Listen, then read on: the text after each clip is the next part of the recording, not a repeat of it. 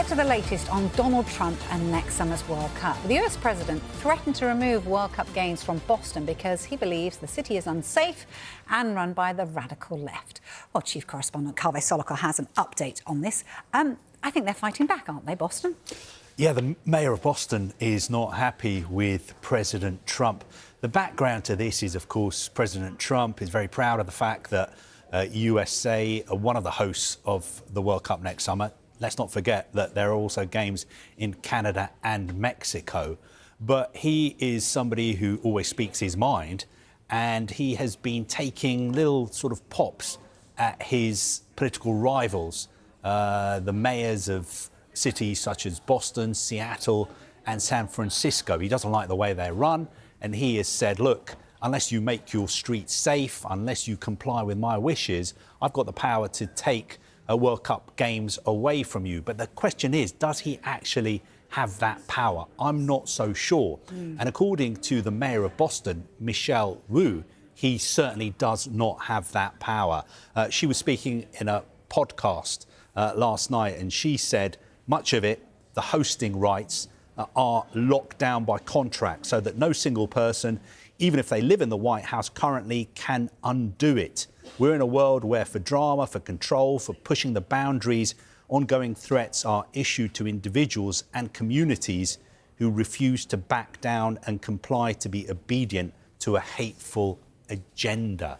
So she is basically saying, even though Donald Trump is the president of the United States, we, the city of Boston, have a contract with FIFA to host 7 games at the World Cup, and there is nothing he can do about it. What he is doing is just making empty threats. However, there's a rather large picture of him with his mate, Gianni Infantino. So does he have a little bit of pushing power, because obviously he knows him very well? According to Donald Trump, he has a lot of power, authority and influence as well over the president of FIFA, Gianni Infantino. He always calls him by his first name. Whenever he refers to him, he usually follows it up by saying that Gianni is doing a phenomenal job at FIFA. And speaking a couple of nights ago in the Oval Office, he said, look, if these cities don't do what I want, I can always pick up the phone, call Gianni, who's doing a phenomenal job, yes, and Gianni will take games away from those cities. He won't want to do it, but if I call him and ask him to do it, I'm sure he'll do that. Now, that has put Gianni Infantino and also FIFA in a difficult position because obviously they don't want this story to develop that we've got a situation which is FIFA versus President Trump. That's the last thing they want on the eve of a World Cup. So FIFA have to be very, very careful. They have released a statement basically saying that safety and security are their number one concern, and it is something that is looked after by the government. So there's a bit of sort of a grey area in their statement because it doesn't make it clear whose ultimate responsibility it is. Is it the responsibility of FIFA or the responsibility of the US government? I think, judging by the way Donald Trump has behaved in his 2 terms as the US president, he's pretty much done whatever he's wanted to do. So my personal opinion is that if he wanted to take these games away from these cities, he could do it.